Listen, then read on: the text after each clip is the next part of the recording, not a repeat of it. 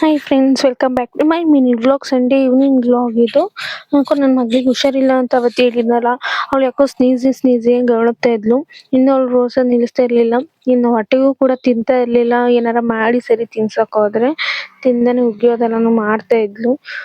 ಏನು ಅಂತ ಗೊತ್ತಿಲ್ಲ. ಅಪ್ಪ ಬಂದಾಗ ಚೀಟ್ ಪರ್ಸನ್ ಅನ್ಕೊಂಡು ಸುಮ್ಮನಾದೆ. ಇನ್ನು ಈವ್ನಿಂಗ್ ವೆದರ್ ಮಾತ್ರ ತುಂಬಾನೇ ಚೇಂಜ್ ಆಗಿತ್ತು. ಯಾಕೆಂದ್ರೆ ಸೋನೆ ಮಳೆ ಟೈಮ್ ಅಲ್ವಾ, ಹಿಂಗಾರು ಮಳೆ ಟೈಮ್ ಅಲ್ವಾ. ಹಂಗಾಗಿ ತುಂಬಾ ವೆದರ್ ಚೇಂಜ್ ಆಗಿತ್ತು, ಕೋಲ್ಡ್ ಆಗಿತ್ತು. ಬಿಸಿ ಬಿಸಿಯಾಗಿ ಏನಾದ್ರು ತಿನ್ಬೇಕು ಅನಿಸ್ತಿತ್ತು. ಹಂಗಾಗಿ ಜಾಕ್ ಫ್ರೂಟ್ ಸೀಡ್ಸ್ನ ಸುಟ್ಕೊಂಡು ಬಂದೆ. ಸುಟ್ಕೊಂಡು ಬಂದು ತಿಂದೆ. ಇನ್ನು ಅಪ್ಪ ಬಂದ್ರು. ಇನ್ನು ಅಪ್ಪ ಬಂದ ತಕ್ಷಣ ಚೀಟ್ ಬರ್ಸಿ ಕಟ್ಟಿದ್ವಿ. 10 months ಏನೇನಿದೆ ನೋಡಿ, ಚೇಷ್ಟೆಗಳನ್ನ ನೋಡಿ ಚೀಟ್ ಬರ್ಸ್ ಕಟ್ಟಿಸ್ದೆ. ಕಟ್ಟಿಸಿದ್ಮೇಲೆ ಪರವಾಗಿಲ್ಲ ಅಂತ ಅನಿಸ್ತು. ಏಕೆ ಅಂದರೆ ಸರಿ ಮಾಡಿಕೊಟ್ಟೆ. ಆಮೇಲೆ ಅದನ್ನ ತಿಂದ್ಮೇಲೆ ಪರವಾಗಿಲ್ಲ ಅಂತ ಅನ್ನಿಸ್ತು. ಏನು ಮಾಡಿಕೊಟ್ರು ತಿಂತಾ ಇರಲಿಲ್ವಲ್ಲ, ಉಗಿಯೋದನ್ನ ಮಾಡ್ತಿರ್ಲಿಲ್ಲ. ಇದೊಂದು ಸ್ವಲ್ಪ ತಿನ್ಸಿದ್ಲು, ಆಗೊಂಚೂರು ತಿನ್ಸಿದ್ದು ಹಬ್ಬ ಅನ್ನೋ ಥರ ಸಮಾಧಾನ ಆಯಿತು. ಇನ್ನು ಅಪ್ಪ ಬರುವಾಗಲೇ ಚಿಕನ್ ತಂದಿದ್ರು.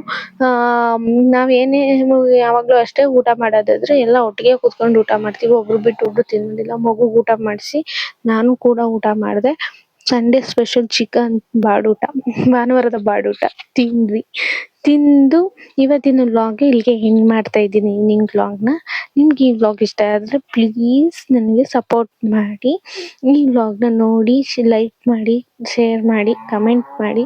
ಪ್ಲೀಸ್ ಈ ವ್ಲಾಗ್ನ ನೋಡಿ ನೀವು ಇಷ್ಟಪಡಿ ಅಂತ ಕೇಳ್ಕೊಳ್ತಾ ಇವತ್ತಿನ ವ್ಲಾಗ್ನ ಇಲ್ಲಿಗೆ ಎಂಡ್ ಮಾಡ್ತಾ ಇದ್ದೀನಿ. Thank you for watching. Love you all. Bye bye.